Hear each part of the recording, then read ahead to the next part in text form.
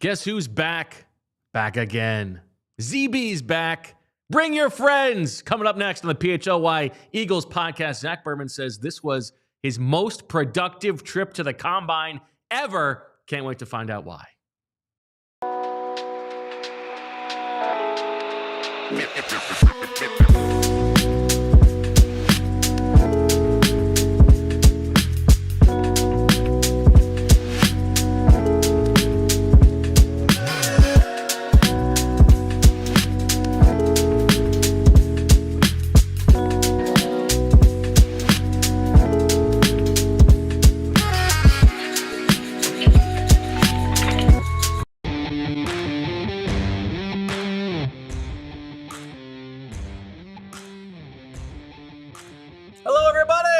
Welcome to the PHLY Eagles podcast on a beautiful Thursday afternoon here in Philadelphia. Bo Wulf, Zack Berman, who is fresh off his trip to Indianapolis. Zack, you're buzzing. You're glowing. Whoa. You're in your element. Yeah, I mean, I'm happy to be in studio with you. Yes. Talking Eagles, talking football. There's a part of me that wishes I was there. But I'm thrilled that I'm here right now. Yeah, but you got in, you got out. So that's what... You don't want to overstay your welcome. You said this was your most productive trip ever. You've been to the combine for like 17 years. 12 combines. I felt this was a productive one, probably or partly for the reason you mentioned. If you're not there as long, right, there's less idle time. You're squeezing things in. I came back with more stories than I anticipated, number one. Number two, I thought when because the Eagles had just won the Super Bowl. And congratulations to the Eagles. And it was our first time speaking to Howie and Nick. There was just topical things there. There wasn't, I felt efficient on that day. Yesterday it happens to be that the number one pick in the draft is from Philadelphia, right?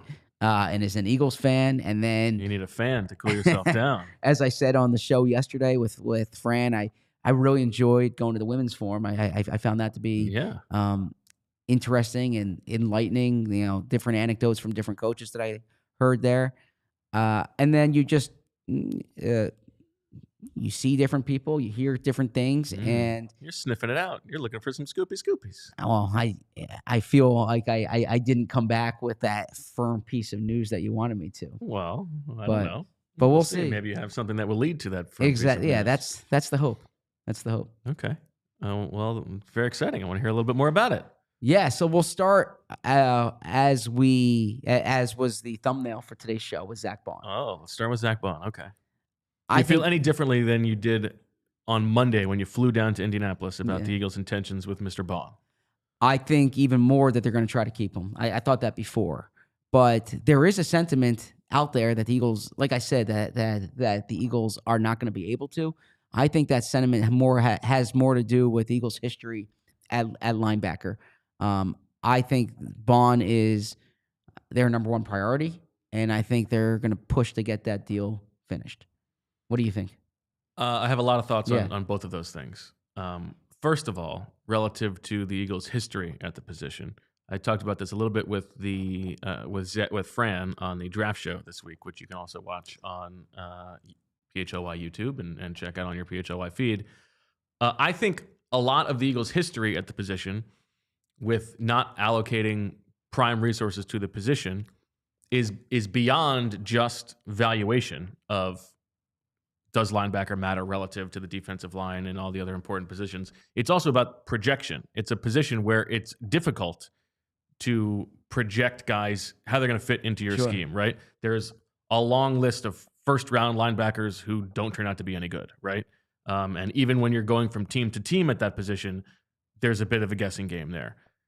The difference with Baun, obviously, is that they have seen it. So you would be paying for a player who played at a defensive player of the year level in this defense for this coach with these teammates, right? So there isn't the projection there. And so that's why I think they are more willing to extend for him. And hopefully for their sake, the fact that he is 28 and he's only done it for 1 year brings the market down a little bit. And it's, $16 million a year, and I think that is what they would be willing to do. Yeah, I think you have a good framing for what's different here. I also think that every year is unique, and that when you compare it to past years, and I've been making this point now for 2 months, is that assuming Darius Slay's not back, or even if he is back on a reduced number, this will be the least amount of cap space that the Eagles have allocated to cornerback, certainly in a long time, since Howie's returned in charge here. They'll probably have the least amount invested in defensive tackle that they've had in a long time.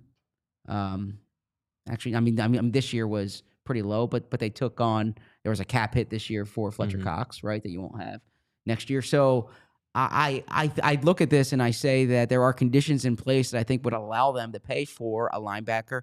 I think if you can concentrate the guaranteed money in the 2 years, similar to what they did with Saquon Barkley, and you get the age 29 and the age 28 and the age 29 season, that makes sense. And then the thing that we've harped on, and I think it's absolutely accurate, is they don't have the internal reinforcements that they have in other spots. That if they lost the D tackle, if they lost an edge rusher, if they lost a right guard, I think they like I think they like some of their internal options. They don't have those internal options at linebacker right now. Yeah, that's true. I think that's less of the important thing, because I think they would be willing, if they don't re-sign Zack Baun, to do what they always do, and that's roll the dice on a couple, $3 million options and hope for the best. And I think there is reason to think that with Vic Fangio, you're going to get overperformance from those players. You're not going to get Zack Baun level performance.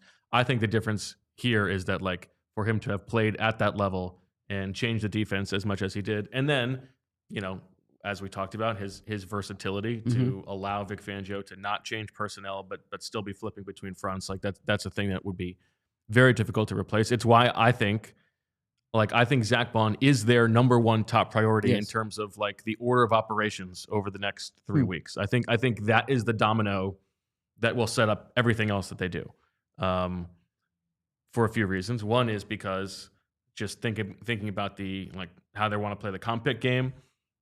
He doesn't count against it because he's a re-sign. If he leaves, then you probably can afford to sign somebody else in the $14, $15 million range, because theoretically that would cancel out the Baun signing, and you would still be getting probably a third-round comp pick from Milton Williams, right? And then maybe a fourth from Josh Sweat. They're not going to sign that many qualifying free agents, but if Baun leaves, all of a sudden maybe you're, dipping your toe in the Trevin Merrick market, or Osa Odigizua, something like that, right? Yeah. If they keep Baun, they're not going to be in the market for those guys, because they're not going to want to risk canceling out the Milton Williams comp pick. I think that's sort of the way they're thinking about it. And because I think they really want the player back. And do you take anything of, I know Devin Jackson from the Inquirer is at that event with Zack Baun, and he's doing the Eagles chant. Do you think that we'll get news on this front next week, that maybe they're going to get something together? We spoke about, excuse me. You and I spoke about how they can try to sign him before he hits the market, because there is risk. And once he hits the open market, for the reason that sometimes happens, if a team's targeting, let's say, Milton Williams, and they don't get Milton Williams, and they all of a sudden have more money, they're flush with more money than they thought, then some teams would then say, all right, let's pay $1 million more, $2 million more to this target than they originally valued him at. And the Eagles have walkaway numbers for every player. So it would behoove the Eagles to try to come to an agreement before he hits the open market. Having covered Howie as long as you have, do you think that he is giving them some kind of ultimatum? We will go high to this number, but if we take it to Sunday, we're out. Something like that. Good question. I think they would probably, because with a player from your own team, you might not want to take it to, for the reasons you're saying. Because if you're waiting on Baun, then all of a sudden maybe you lose out on. Well, that's what you probably say. But if you're Baun, you're so close to getting to the open market. Don't you want to see what the You probably say that this offer might not be there. So it opens at what, noon that Monday? Yeah. Noon a week from Monday, we'll be live. Yeah. So 3 hours. This offer might not be there at 3 p.m. Monday, because we need to act accordingly for the reason you mentioned. You need to turn that money somewhere else. No, breaking news. Breaking news here. Thank you to Tyler for giving us this information. This will help me not have to write this player up for the top 100 Eagles free agents. Trey Smith, the Chiefs right guard, getting the franchise tag at over $23 million for guards. That's a hefty cost. But there you go. One player is off worth the market. Yeah. A player who I think would have been in that, like, probably not a target for the Eagles, but like if they don't sign Baun, would they then be willing to sign him? Probably not. But no, but it's also it's money that someone's not spending on Trey Smith now. So I don't think the Bears would have been in the Zack Baun market, obviously, because they have T.J. Edwards, Tremaine Edmonds. But yeah, which Eagle do you think the Bears are going to sign in the first 20 minutes of free agency this year? Mekhi Becton. Mm-hmm. If I had to think of one, but that's a good question. Yeah, I'm expecting Baun to be the priority, but I think your framing's terrific, and I think it actually ties into something else that I want to address here, which was I've gotten a number of questions about what did Howie mean by asking for patience, and unconventional. Yeah, so well, the patience part, two separate things. Okay. Yeah, the patience part is I think it's important because you unintentionally just hit it on the head in that. I think there's Don't tell me what's unintentional. It might have been intentional. It might have been intentional. Howie understands there's excitement from the fan base about Howie season, right? You get the free agency like, oh, Howie's going to do magic. Howie's going to work magic. But the first week of free agency very well might be the Eagles lose player X, player Y, player Z, and they don't add anyone of like significance. And if you remember, even the year, actually, it's the last time the owners' meetings was in Palm Beach, but the 2022 offseason, the Eagles weren't very active the first week, and like fans were up in arms, and the Eagles were doing this like behind the scenes campaign that be patient here, guys. We got to get Quez Watkins as targets. yeah, but also like, hey, you know, the player acquisition season doesn't end right now. And then draft day, they trade for A.J. Brown, right? And there were other moves that they did thereafter. C.J. Gardner-Johnson was acquired at the end of the year. So I think when Howie makes that point, I think what he's really trying to reinforce to fans is when we do our show next week, that Monday, we'll be talking about them losing guys. We won't be talking. It won't be like, oh my God, Howie signed this player. And if they sign a player, it's probably, like you mentioned, the $1 million, $2 million lottery ticket type. Yeah, I think they will. Yeah. I would not be surprised if they keep Baun. I wouldn't be surprised if they add somebody close to $10 million or so, somebody like Azeez Ojulari or somebody like that. But I think you're right. See, I'm not sure about that, but okay. Yeah.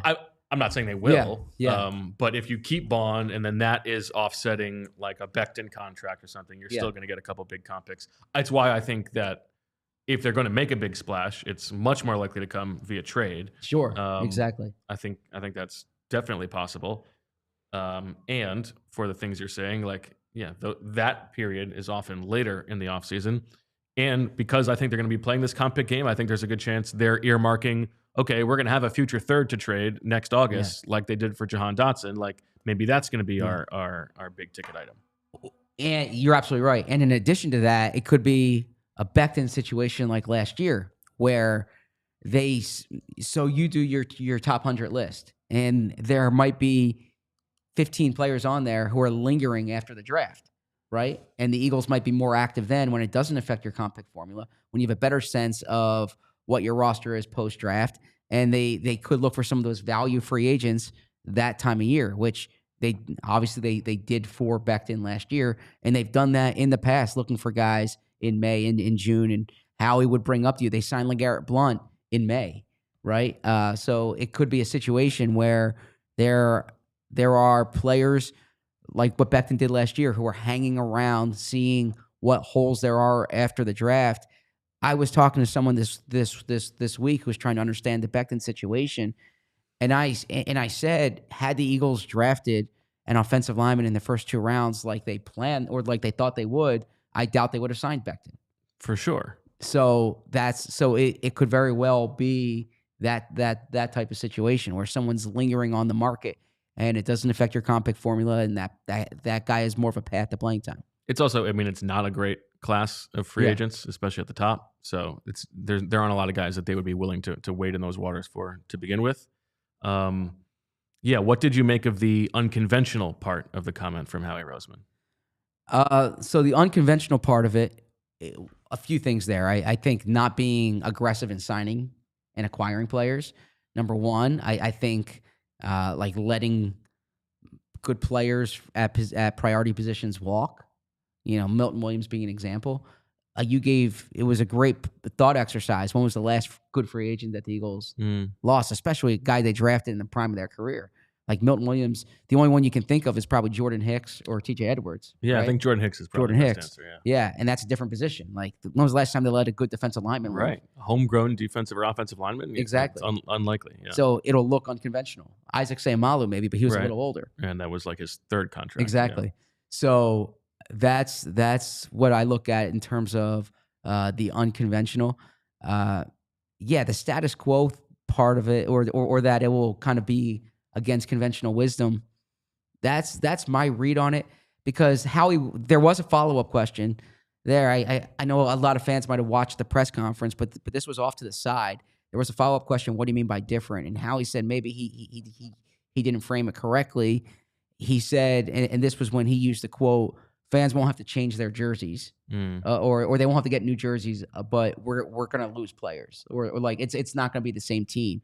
And Howie made another reference to the fact that young players are really going to have to step in and play, similar to what he said last year.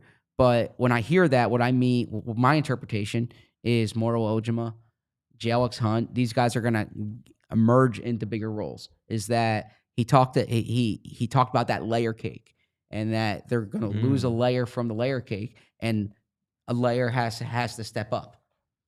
Okay. Man using desserts after your own heart. Yeah, well, he's already used the ice cream analogy. Okay. Quick thing, by the way, I have a piece up on allphly.com now. Become a diehard. Shameless plug. Now's the time. I caught up with Howie one-on-one. Actually, if you were watching our show, which I hope you were, and I went and I sprinted off. Yes. And because like a man returning a valet. that is how I sprinted then. Yeah. Yes. I did not get a chance to talk to Howie Super Bowl night. I exchanged pleasantries, but didn't get a chance to interview him Super Bowl night. And I haven't interviewed him since then. And there were certain things that I wanted to ask him about, including, we saw him dancing. You took video of it, and Howie's locker room demeanor, decorum was different this time than the first Super Bowl. And I know comparison is a thief of joy, but comparison's also a healthy it's a way to kind of see whether there's change, whether there's growth. And Howie pointed to like the relief. It was the framing that Les used about the parade and that you discussed, like the relief of winning that first one. And he said there was joy, but there was so much relief. And then he said here he was able to let loose a little bit, like appreciating how hard it is to get there. And I think there wasn't like that monkey off the back feeling for the second Super Bowl. So, and he said in your story, like if he thinks about the big picture success, it's more about having gone to the playoffs as many times as they have been to 3 Super Bowls, as opposed to overweighting the result of the one big game. Exactly, because I said to him, if like the first one was vindication, like is this one validation for you? And he did. VV. Yeah, and he did not like that framing, because he's like, validation for me is making the playoffs, 7 of 8 years. Okay. He says you can have one bad year and people will say you're a bad GM. And I was like, no, that doesn't happen, does it? He kind of laughed at that one, right? But then he's okay. That was kind of a shot at ourselves. Yeah, I understand. Yeah. And then he said you can have one good year. That doesn't make you a good GM. He thinks the 7 of 8 years, he's particularly proud of that. As he should be. Yep. All right. Let's take a quick break to hear from our sponsors. More on the other side with Mr. Combine. Don't say that. For the past 30 years, Golden Nugget Jewelers has operated out of the very same location right here in the heart of Philadelphia. Customers from across Pennsylvania, New Jersey, and even Baltimore and New York City have come to Golden Nugget Jewelers to find that perfect engagement ring or wedding band. Their staff is highly trained and dedicated to providing a personalized shopping experience. They have a vast selection of engagement rings and wedding bands, along with high-end watches, fashion, jewelry, and sparkling diamond necklaces, bracelets, earrings, and more. You can also receive a final cleaning and written appraisal with every engagement ring purchase. Golden Nugget Jewelers has been a family-owned and operated business since 1987, right over there on 8th and Chestnut in downtown Philly. You deserve an expert and the best price. Golden Nugget Jewelers, where Philly gets engaged. Visit goldennuggetjewelry.com today to learn more. I'm looking at excuse me. I'm looking out the window here. It looks a little gray outside, a little dark, but then I heard Tyler saying that he was working on the PHLY Philly show today, and that means that baseball season's around the corner.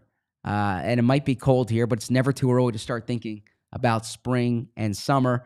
Our friends at Shady Rays are helping you get in the right frame of mind with their premium polarized shades that won't break the bank. Shady Rays is an independent sunglass company offering a world-class product rated 5 stars by over 300,000 people. Their sunglasses have durable frames and crystal clear optics, making them the perfect choice for all outdoor adventurers. If you're a skier or snowboarder, and Shady Rays has a brand new collection of snow goggles to help you see clearly and look good on the slopes. It's available in both. What conversation in the world is going on in the chat right now? Let me just tell us about our friends at Shady Rays, then we can address that. Because if your shades ever go missing or take an unexpected hit, don't sweat it. They have the most insane protection in all of eyewear. Every pair of it is backed by their lost or broken replacement program. If you don't love your shades, exchange for a new pair or return worry-free. Within 30 days, there's no risk when you shop. Their team always has your back with personal and fast support. PHLY viewers and listeners, go to shadyrays.com and save 35% off polarized sunglasses with code PHLY. Over 300,000 people have rated Shady Rays 5 stars, so use code PHLY today at shadyrays.com. What's the a lot of poop yourself conversation? It seems like I missed the genesis of this, but I think why don't you get to the bottom of it? Look at that smile. Unbelievable. A lot of comments about your baby voice.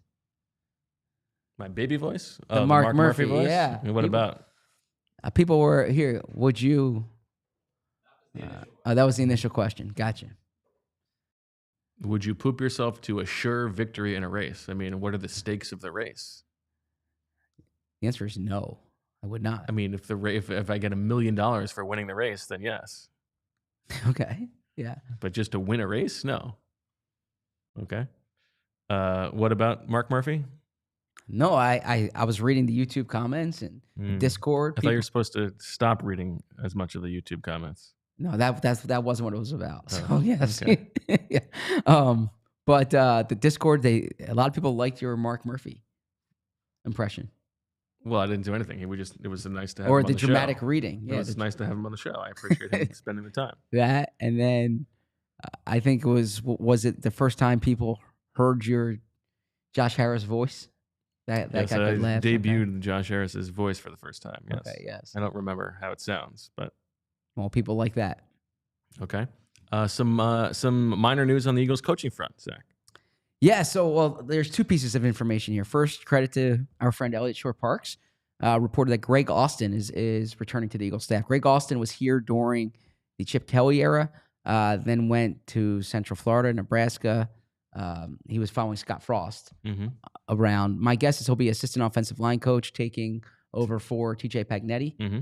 Yeah, that's my guess. Did overlap for a couple years with Cam Jurgens in Nebraska. Oh, okay, nice, good nugget there. There you go. And then, this was according to Syracuse 24/7. They said that the Eagles interviewed, is it Nunzio Campanelli? Am I pronouncing it correctly? You tell me. You're the Syracuse man. Well, I've known of him. He was the interim coach actually 2 years ago, and he was actually I used to write for the Star Ledger. I don't know if I've ever mentioned that, but I know a lot about North Jersey high school football. Sure. And that family is like royalty in North Jersey. So he is the quarterback's coach for Syracuse, and they they had a great passing offense. Now, I got to give credit. Jeff Nixon is their coordinator. I thought Jeff Nixon did a really good job. But Nunzio worked with Kyle McCord, who I think I might like a little more than Fran does, admittedly. I think Anthony and I like him probably more than Fran does. Well, I know why you like him. Because he's from Philly? Yeah. And, well, no, I mean, I'll defend Kyle McCord quickly here, okay? There was this idea that he's at Ohio State. He's playing with Marvin Harrison Jr. They should be better. He was kind of scapegoated at Ohio State. He goes to Syracuse, which doesn't have the talent of Ohio State, and he leads the country in passing. And he's like, now the offense has something to do with it, but he really improved. He said I read a lot of articles on him. He was in a better mental state. He was kind of playing free, but he was.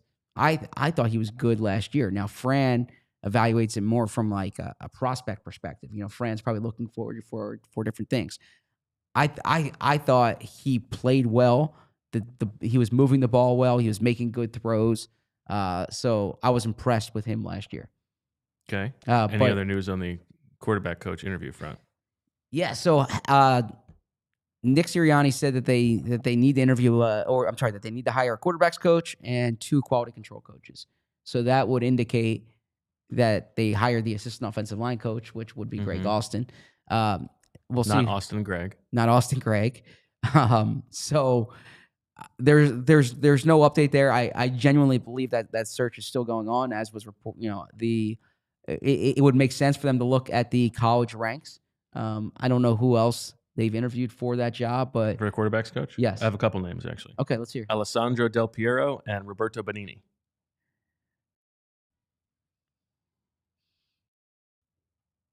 Am I supposed to go ha ha ha, or who are they, or what's the appropriate response? Good reporting. Okay. Where does Alessandro work? Verona.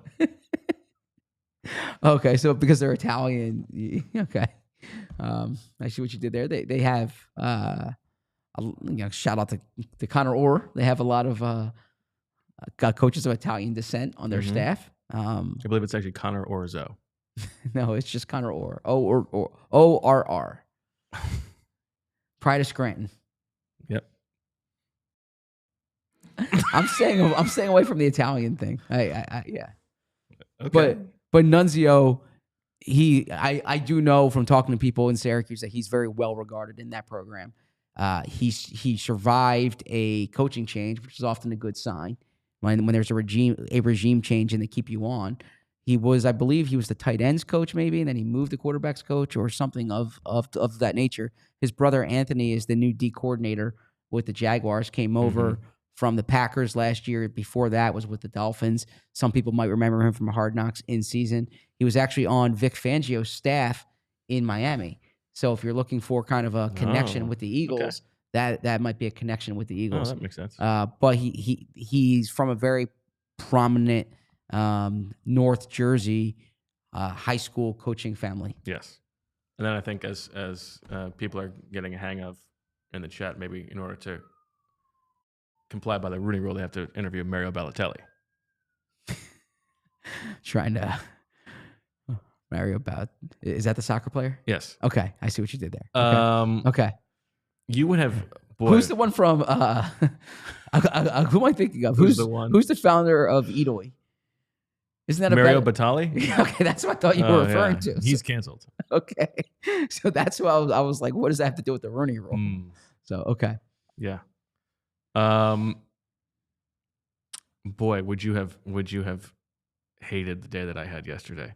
Not. I want to hear. No, I think you. Oh, is this the car experience? Yeah. Okay. Because listen, I am not searching for efficiency with every minute of my day as you are, but I certainly don't like just sitting around for 6 hours in the middle of the day. Oh yeah. Just forever. Like, enough. Can we move on with this process? Why is there so much lying involved? Why, like, oh, well, this is the best we can do. No, it's not. I know it's not the best you can do. Like, why do we got to do this dance? And like, it's such a pain in the ass. Anyway, we had to trade in my lease for a new one because we need a third row with the baby on the way. But just a pain in the ass. So how are you as a negotiator? I am not that good of a negotiator because I don't have the patience. Okay. But I was like, their initial proposal, I was like, okay, I'm good. I'm leaving. Like, Yes. I don't even want to start here. Yes. Like, okay, no. Let me talk to the boss. And then it's like, okay, let me talk to the boss. And then somebody else comes in. It's like, all right, let me figure this out. It's just like, yes. Stop. Like, why? This entire industry just built upon lies. It's so ridiculous. Anyway. Yeah, that's tough. That's tough. But are you happy with the end result? I'm fine with the end result. Okay. Yeah. It was not the ideal end result, but that's okay.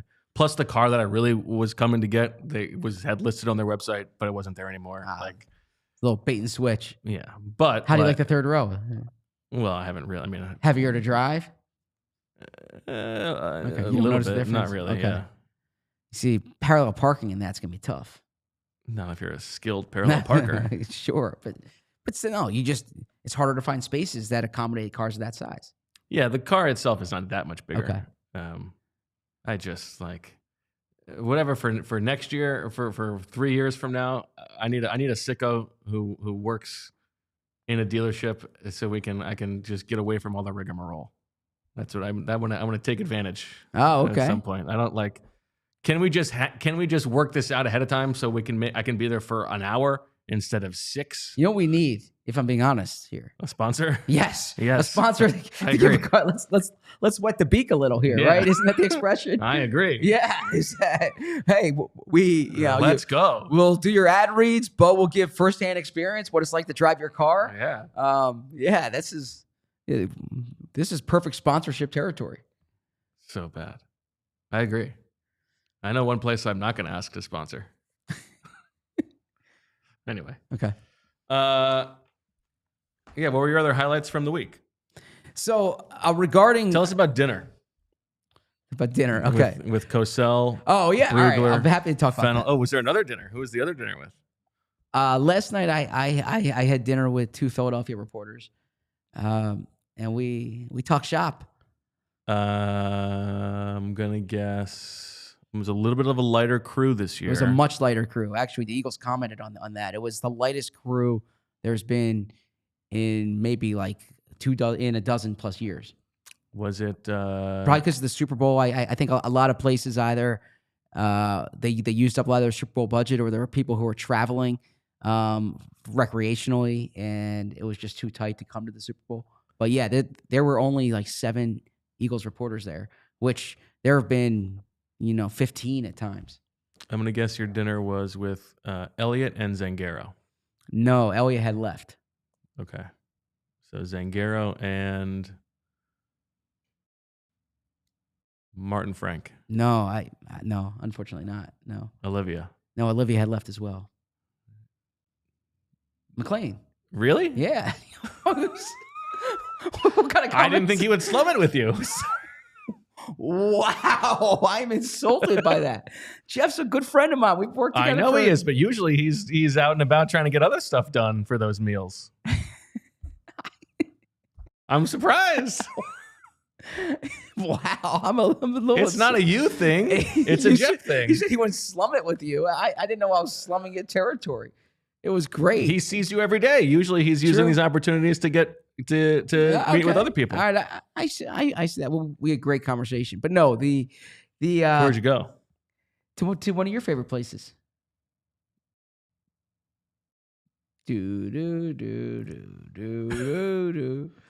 What's one of your favorite places in Indy? We've been there. The airport's one of your favorite places? Wow, you really dislike Indy. It's fine. We've been there. You and I have been there 2 times. Oh, the place that's outside of downtown? Yeah. Yeah, I like Bluebeard. That place. Yeah, I like that place. Bluebeard. Yeah. Great meal. I do like that place. Great meal. Although I had the pasta, a little garlicky, and you're self-conscious the rest of the night, right? So, yeah. Brushed the teeth a few times. Yeah. It's coming out of your pores, though. Yeah, that's the problem. But it was good pasta. In any event, dinner. Are people interested in this? Yes. Okay. Dinner on what night was it? Tuesday night. Fran, who by the way, Fran is awesome. People say I butter him up too much on the show, but I'm happy to do it. Like his draft stuff's outstanding. He's really flourishing. Who is people?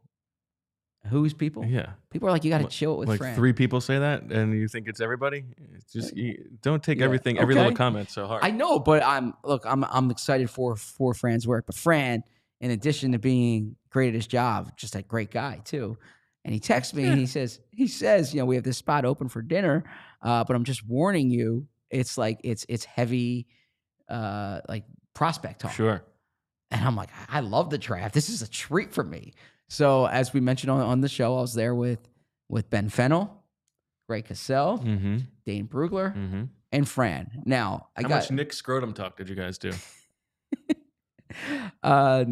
Nick Scorton did not come up. Okay. Did not come up. But I think it's like this test. It's like an initiation or a job interview where they want to see how. It's like, have you done Martinez yet? And Martinez, of course, is the running back from Miami, right? Who's not like a first 3-round back, right? If you've done Martinez by now, you're really in the thick of the draft prep, right? And then it's not enough. Like, I say this like not just with like respect, with admiration. Okay. And this is almost even like a shot at. It's not like a shot at me, but like an unintentional shot at me. I interpret it as I shouldn't say interpret it as a shot, but it shows that there's levels to this, right? There's a difference between watching someone and doing someone, to use the draft terminology. Yeah. Okay. Because like you talk about a player, I've watched him, but I haven't done him yet. Right. So that's what comes. That's what you hear. So all these guys I've watched, right? I mean, I big college football fan as it is. I search the YouTube stuff, but I'm not doing like the 3-game scouting report that you would do if it's like an official scouting You're a happily report. married man. but so the distinction between a player comes up, he said, I've watched him, but I haven't done him yet. And that expression was said probably 5-6 times at the dinner table. Who was the alpha at the table? Oh, I wouldn't even say there was an alpha. There was this mutual respect and this like interloper on the side. Because but they were all very nice, and I have admiration for all of them, respect for all of them. Okay.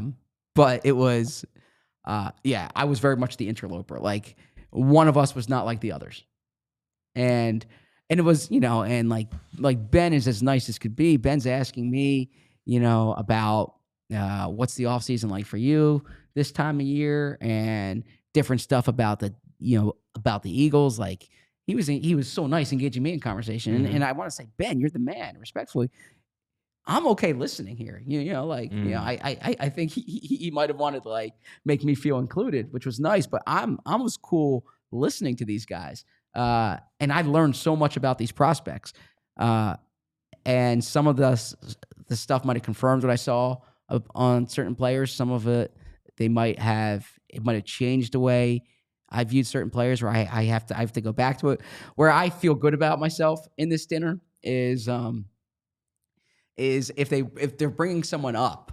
And a big thing with like people in football is they don't have sometimes the same affinity for knowing people's names that I do, right? So it's not 45 on. Yeah, it's like have you done the Missouri tackle yet, right? Or that kind, or have you done the tennis? You pick player, school player, school position, and I'm like, or they're talking about. Do you remember that guy that they drafted a few years ago from UCLA? And it's like, I know that name, right? And I'm firing away at that. So my contribution to the Dayton Jones from UCLA, defensive lineman. Remember him? Yeah, that's why I said him. Okay, yes. And then, or different like running backs who is that back that this team had in camp. So my contribution can be like, I have a pretty good memory about that stuff. So that's where I was adding to the table. Okay, very nice. Let's take a quick break and find out about what you can add to your proverbial table. And that would be Rocket Money, because if I know you like I think I do, I know that you can't name every single subscription that you have. I can't name all of mine, and I am not alone. Over 74% of people have subscriptions they've forgotten about. With Rocket Money, I don't have to remember every subscription or worry about forgetting any, because I can see them all laid out right in front of me. You see, Rocket Money is a personal finance app that helps find and cancel your unwanted subscriptions, monitors your spending, and helps lower your bills so you can grow your savings. Rocket Money will even try to negotiate lower bills for you, sometimes by up to 20%. They automatically scan your bills and find opportunities to save. Then you can ask them to negotiate for you. They will deal with customer service. They will also alert you if there's been a price change in your subscriptions, which happens, that dastardly Sirius XM. If you get a car, you get like it goes for a year, and then all of a sudden it goes from like $7 to like $25. Like, guys, what are we doing here? No. Yeah. The answer is no. And Rocket Money will tell them the answer is no. Rocket Money has over 5 million users and has saved a total of $500 million in canceled subscriptions, saving members up to $740 a year when using all of the app's features. Stop wasting money on things you don't use. Cancel your unwanted subscriptions by going to rocketmoney.com/PHLY. That's rocketmoney.com/PHLY. So I had a great meal, like I said, on Tuesday night with them, but I didn't get the invitation last night, understandably so, to the Pacers game, right? Oh, yeah. With that same crew? I don't know the same crew, but with our colleague, which is totally cool with me, right? Fran went to the Pacers game without you? Yeah, I think he had a crew he was going with, right? Wow. But I bring this up as a way of saying trouble in the ranks. No, not at all. I was following that Pacers game last night because if I wanted to make a bet on the game, I would have gone to one place, and that's Bet365. Okay, Bet365 is 90 million users worldwide. They live stream 780,000 events each year.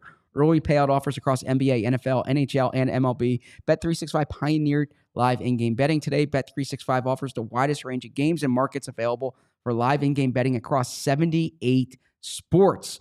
What I love about Bet365 is if you're paying attention to the games on Saturdays, they have Slam Dunk Saturdays, where you can see for yourself their Slam Dunk Saturday offer. You can place a qualifying parlay bet totaling $20 or more on Saturday NBA games and get up to $25 in bonus bets. Terms and conditions apply. But the other great thing here is that if you are a new customer, they have breaking news from Bet365. New customers now get $150 in bonus bets when you bet $5, win or lose. Sign up, use the code PHLY365, deposit $10 and place a bet for $5 to get $150 in bonus bets if your bet wins or loses. Bonus bets can be used on spreads, totals, player props, futures, and more. Whatever the moment, it's never ordinary at Bet365. Must be 21 or older and physically located in PA. If you or someone you know has a gambling problem and wants help, call 1-800-GAMBLER. I had a few questions for you based off of Howie. Can I ask you that? Or did you have more stuff you wanted? No, go ahead. Okay. Because I always love having these conversations with you, and the nature of the talk back the other day was it was more kind of me. You couldn't see me. I couldn't see you, but I was unloading notes. We weren't kind of going back and forth. I'm curious, something I paid more to, that I've brought up more than the other people in that scrum, was Howie making a point about the 26 and 27 extensions and how everything that they do this year has to have those off seasons in mind. Do you think this is a real thing? Do you think this is just kind of a narrative he's creating? I mean, if you look at it, Jalen Carter, Nolan Smith, and then it's crazy to think that you're already talking about rookie extensions, but Quinyon Mitchell, Cooper DeJean would be eligible the following year for contract extensions. And if these are players that you deem as like, major extension players, does that factor into your thinking at all? I think he's probably overstating that. Okay. I think it would mean you're more likely to sign somebody to a short-term deal, I guess, right? Or front load money. But I don't think that they're going to be. I don't think that they're going to be signing someone to. I don't think they're going to sign any external free agent to a deal that has more than 2 years of guaranteed money, assuming that they bring Zack Baun back. Yes. If they don't, then maybe there's one player like that. But I think that might be part of it. Yeah, that makes a little bit of sense. What about you? Look, they've drafted better than they have in some past years now. And here's the thing: they're not going to continue to draft at that same rate. Exactly. Like, they have to price that in. Exactly. Yeah. But as I've said, I am expecting this time next year Jalen Carter to become maybe the highest paid defensive player in football. Right. I think they'll act quickly on that. There was this other quote that I've probably given more helium to. Shout out to Fran. Than some others, and because I thought this was to be fair, Fran did not invent helium. I know it comes up in baseball a lot too. Yeah, I think it was invented before sports. Actually, no, I know, but baseball drafting, there's two. You hear helium and you hear proximity, are two things that come up a lot in baseball drafts. This quote from Howie, because he basically kind of outlined what their thoughts were, and I always like this, and maybe it's an easy narrative after the fact, but I actually think he's pretty honest here. He said, "We felt like the opportunity was in last year's free agency to sign some guys who can make a difference for our team, knowing that this year was going to be mostly maintenance and trying to get guys back. Obviously, the play of a bunch of these guys is now affecting some of our decisions." And I ask you this for two things, because he spoke about how they looked at last year's free agency class and this year's free agency class. And sometimes I think that can be a stretch, because you never know what a class is going to look like. You don't know how players are going to materialize. I remember Howie using that point one time about the quarterback draft class, and like the one that he was saying wasn't as strong was the Patrick Mahomes class, right? Yeah. So you never know how that materializes. But from a strategy perspective, it is true. Last year, Saquon Barkley, Bryce Huff, C.J. Gardner-Johnson, between those three, I mean, those are now not as much CJ, but if we include them in there, those are three decent contracts that they sign from the outside. And so, do you think this was their plan, that last year was going to be the spending year? This year, even if the Eagles were, let's say they went 11-6 this year and were out quickly, that this still would have been the way they operated this offseason? I think mostly yes. I think whether that was a correct projection or not, I think that's probably right. But if Jalen Carter had a bad year and Quinyon Mitchell and Cooper DeJean didn't look so good, then he might think differently, right? He wouldn't have to plan for those extensions. Yeah. And then Howie... Sorry, I didn't give you too much there. Howie made a few references to the amount of players that and he was kind of talking about this in comparison to the last time they were in the Super Bowl, but he brought this up on a few occasions. The amount of in their prime players that they have right now, that there's a clear... I think there's a difference. 20, there's guys 27, 28, 29 years old that... Do you think there's a feeling in that building that they need to capitalize right now on this window when you have A.J. Brown, when you have Saquon Barkley? Because, look, this roster, we talked about the 27 extensions. This roster is going to look different in 27. When you have the amount of star players that they have, or high-profile players that they have in this age group, put Zack Baun in there too, right? The Eagles have these 2 years where you're probably looking at Saquon, AJ, maybe Zack Baun, and you're trying to take advantage of the years from those guys. Lane Johnson won't be here 2 years from now, presumably. Yeah, I think... Well, listen, I don't think it's ever in Howie's nature to not try to win a Super Bowl, right? So, yes, I think he would like to take advantage of this young, in their prime core that they have, but I don't think that unless they're truly rebuilding, I don't think it's going to be super different from him from an operational standpoint. I think he's going to be paranoid about who is available around the league, who can he add that makes sense for their timeline, and I think he's going to be aggressive. It just may be the time when he is aggressive is a little bit different than the first week of free agency. Sure. You're right about that. Now, the Myles Garrett of this, and this was the quote that I referred to, but at the time I hadn't transcribed it when you and I spoke, when he agreed with the parameters that I was putting out there regarding when they trade for first-round picks. When they trade first-round picks for high-profile players. But he said all those things have to match up, and so we look at those. There's a lot of attractive items out there, and we spend a lot of time talking about every position and every good player, and we're selfish. We want everyone. But at the end of the day, it's just not the position we're in right now. Do you think Howie is being honest there? That this is his way of saying, hey guys, cool off. We're not going to go trade for Myles Garrett, or do you think this is him just kind of keeping distance on this concept? Yeah, I think that's probably more public negotiation than anything. I mean, I do think that generally speaking, GMs talking at the combine is the time when they lie the most. Agreed with that. Right? Like, I think it is the lowest percentage of truth that you'll ever hear from them. I always say I prefer the owners' meetings to the combine for that exact reason. The combine, there's actual substantial stuff. I'm sorry, the owners' meetings are substantial stuff. I remember talking to an editor at a former employer being like, if you have to send me to one, send me to the owners' meetings because I'm getting real stuff there. The combine, you're getting just a lot of like conjecture.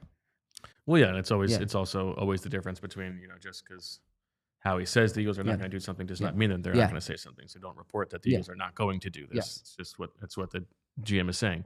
But I think it is more likely that they don't trade for Myles Garrett than it is that they do. The one thing that, the report I saw about like, well, if the Commanders are involved in the Myles Garrett sweepstakes, that's going to make the Eagles more likely to get involved, and maybe that'll push them over. Like, that's not how they operate. No, not at all. That is not going to be a factor. It's not going to be like Andrew Bear's like, well, hey, I got Adam Peters on the other line. Like, you want to go an extra? No, it's not. That's not the problem. Agree with you. They set a price, right? And I agree with you there.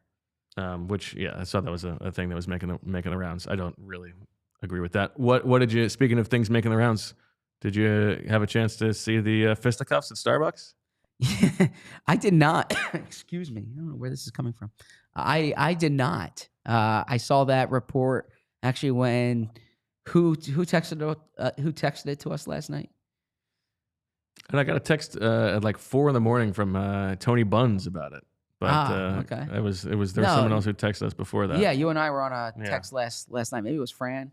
I don't know. But no, I did not. I did. If you had to pick a fight with any other NFL reporter at a Starbucks at the JW Marriott, who would it be? I'm a lover, not a fighter, man. I'm not fighting. I mean, I'm not going to win a fight. Okay, if you had to kiss another. I'm not doing that either. But I would say that if there's someone if you had to write a sternly worded email to another reporter, who would it be? But you write it at the Starbucks. I plead the fifth. Okay, I think I know the answer.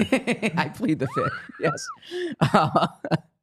But no, man. If I can butter you up here, or the best butter on this episode. The best story on that Starbucks was written by Wulf. And it was a great idea. But if you were there, I passed by that Starbucks a few times on this trip, and man, that thing is an epicenter to the point that I should have taken this photo that they have the video board of the orders. Yeah. Okay. Because now you can do the mobile ordering. You can do the mobile order. You can do the in-person order, and they have if you're if you've ordered it, if they're preparing it, and then if it's finished. And at one point, they had to flash the screen like 3 times to get all the names there. It was crazy. That one of my takeaways from that piece was just how impressive that staff was. I mean, they were just churning stuff out. Oh man! But yeah, so what Bo's referring to, if you haven't seen, is the report that Ian Rappaport and Jordan Schultz got into it. I mean, the scene of Jordan Schultz getting into a fight at a Starbucks. I mean, what could be better than that? He's his own person, right? I see what you're saying. He's his own person. Well, yeah, I understand he is a human being, but it's still very funny. But I'm surprised they didn't pull rank and say, "Get out of you're not allowed in here." Yeah. I would just say you can have a friendly conversation. You can even have a spirited conversation. It doesn't need to get intense. I think a good point from the chat. You calling yourself a lover feels a little disingenuous since you won't even tell them that you love them. Okay. I was using the phrase. I'm not looking to fight anybody. You never get in a fight, you know you can't win. So I wouldn't be able to win that fight. Okay. What else is going on? I mean, there's a lot I could talk to you about. I didn't know. Well, I want to hear about your trip. I want to hear more about. I want to hear. I thought we were talking more whispers. Eagles. What was the most interesting sighting you had at 1 a.m. somewhere? The most interesting. You see, this is the challenge for me. Is I don't consider that stuff like on the record per se. Okay. Did you hear? Did you hear anything that was interesting to you, league wide or Eagles? Yeah, so this look, there's a lot of like Stafford conversation, which I'm actually not as into as maybe I feel like I should be. I always try to, like, if I was a national reporter, what would the biggest story be? I always think that, right? The Stafford thing is, I feel like there's such like leverage play from like both sides here on that. You know, if you hear, well, if Stafford doesn't come back at the Rams number, they're going to pivot here. And you hear Stafford has this market and that market and that market. But there's a lot of people curious about Stafford. What comes up a lot is like, man, this is such a bad draft. You know, when people talk about the prospects, the question that a lot of out of town people, whether it's people with different teams or with the media, ask about the Super Bowl. Like about this Eagles team, you know, how did Howie do it? I got a lot of those questions. I didn't get a lot of how did Nick do it. I got a lot of how did Howie do it, right? But you know, I will say this, and this speaks to like the loyalty that Nick might engender, is that people who used to work for the Eagles were commenting how good they feel for Nick, because I do think. Whether it's fair or unfair, there is this perception that Nick takes a lot of heat in the city. But so there were people who felt genuinely good for Nick. But no, as far as like Eagles moves, when I would bring up Dallas Goedert to people were surprised by that. Which I think that there has to be a decision made on Goedert. That's not a name that there was a lot of buzz out there for. People were asking about Milton Williams' market and Josh Sweat's market.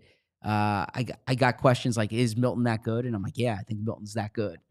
But then there were questions about Baun, but overall, yeah, a lot of, man, you probably had no rest, like in between, the Super Bowl was like a week ago. You got that, and how was this run? Did you see it coming?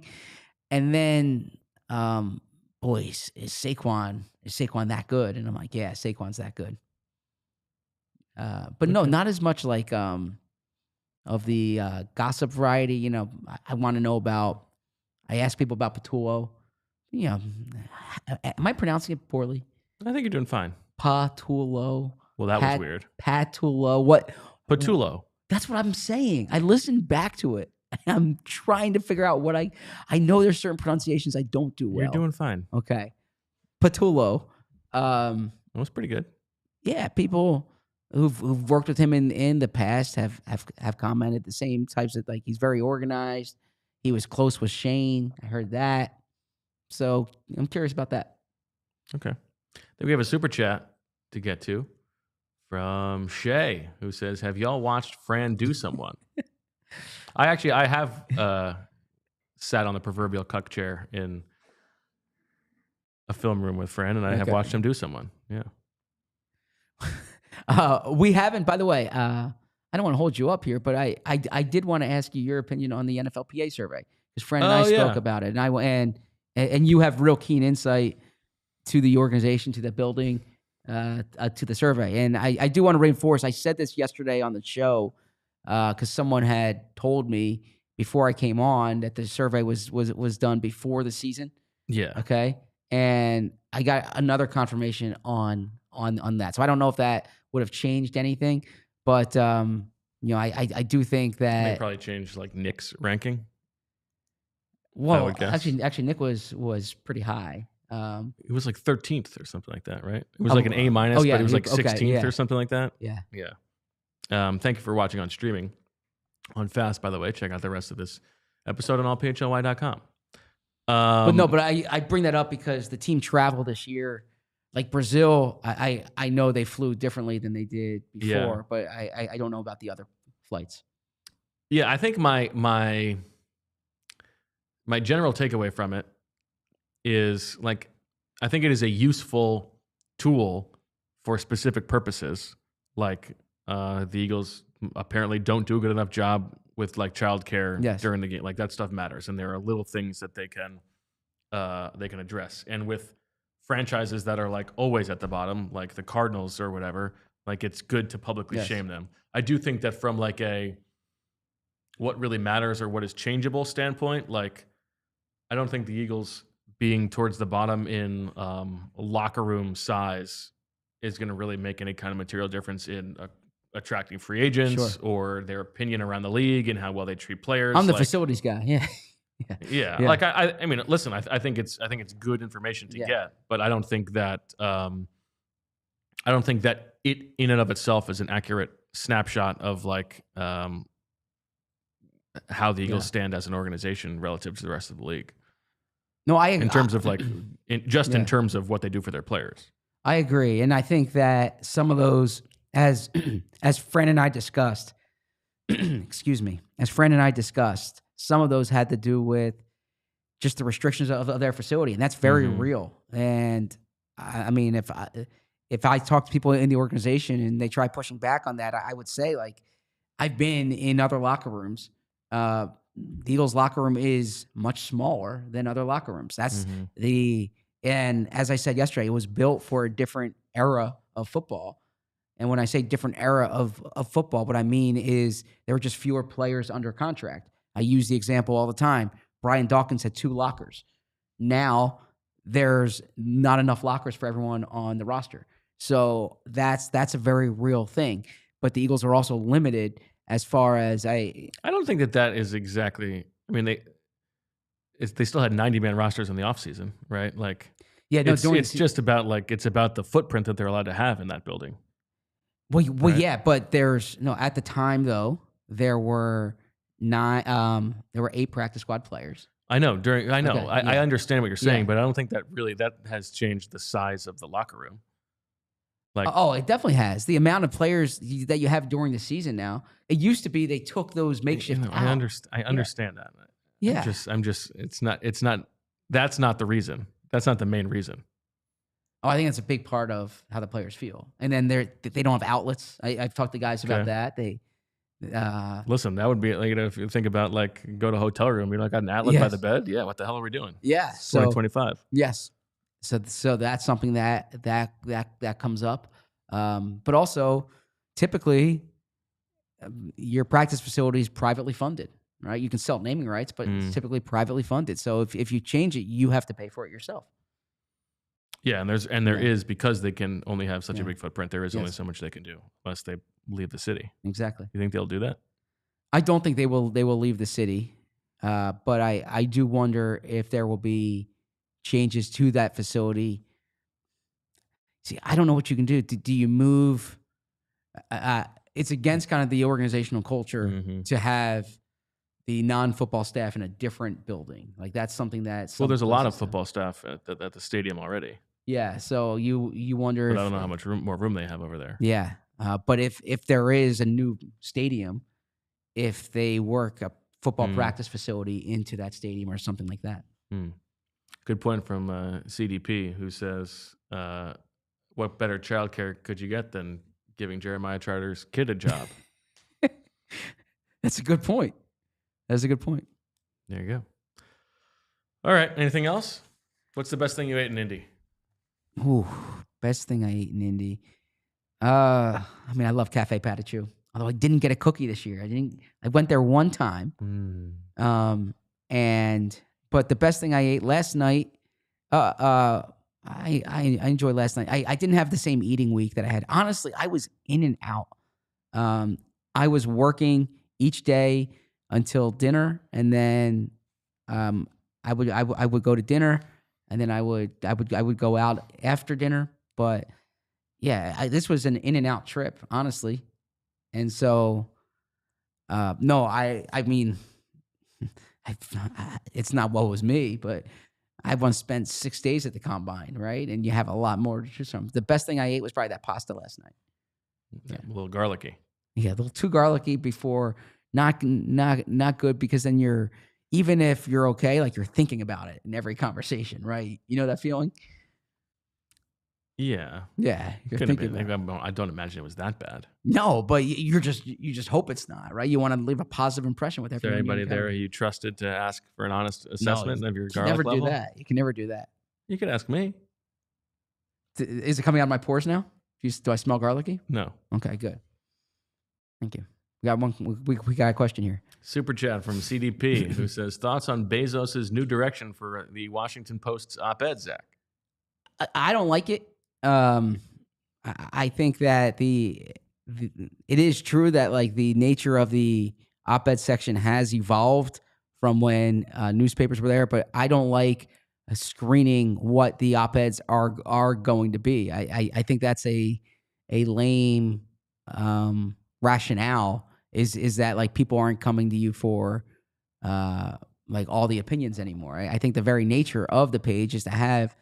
I'm in all areas. I'm in favor of diversity of thought. Like I want to know different opinions, and then I can formulate the opinion myself. And so I never like it when something is screened or you only read one side of it. I typically want to read both sides, hear different opinions, and so I don't like that whatsoever. I honestly, all I read was the memo that was sent. I haven't read any corresponding stories on it, so I will find out. But yeah, no, I mean, in general, what I wanted, like, I'm in favor of more information and then let the consumer decide, as opposed to filtering the information to conform to a perspective that you feel is representative of how news or society should be. So I don't like that. Okay. What? Chad is very proud of you. I actually think I've been pretty consistent about that for, I feel very strongly for 6 years doing this show. I've been, going back to our previous show, I've been very consistent about like diversity of thought. And actually that's part of when I get criticized for like defending people sometimes. It's not even defending people. It's just like, I want to hear from everybody. And I don't want to hear from everybody. Oh, you see, that's where you and I are I don't think that different. Everybody needs to be. You see, but then what you're doing is like the opposite. I mean, we don't need to get in, but then all you're trying to do is just getting people who agree with you, or it's like confirming what your thoughts are. There are barriers. I do not need to hear from the head of the Ku Klux Klan. Oh yeah, I mean, I don't seek out the head of the. I don't need to hear from everybody. I don't need to hear from a Nazi. Okay, yeah, but I'm saying like if like when there's let's say like there's an election, I want to read what both arguments are, and then I can determine myself. I could determine for myself. That was when we've had this yeah, that's when we were talking about like that is a little bit Pollyannish. It does not reflect the world we live in anymore. So you're doing the same thing Jeff Bezos is saying, is that it's not reflecting the world we live in. Yeah, and my exact point is like some of the most some of the best perspective you can get is someone who has a different perspective from yours, and that would either fortify your opinion even more. You're like, you know what, I hear what you're saying, but you're wrong. Or you can say, you know what, I haven't thought about that. You're right. Or you can say, you're not right, but maybe this one part of your argument is something that could inform me. So I want to hear from everybody within reason. Yeah. Well, I think the within reason's carrying a lot of weight. Yeah, I think within reason is carrying a lot of weight. Yeah, and much more weight than it used to, probably. Okay, all right, we can save that for another day. Yeah. That's okay. All right. Good talk. That'll do it for this episode of the PHLY Eagles podcast. We are back tomorrow, 2:00. I think we might have a special guest joining us. So that will be exciting. Good way to end the week. And then next week, oh boy, are we all into offseason stuff. We've got Zach's offseason plan coming. We've got the Eagles top 100 free agents. We've got quackatology. We've got trade targets, all good stuff. So buckle in. The NPO is just heating up.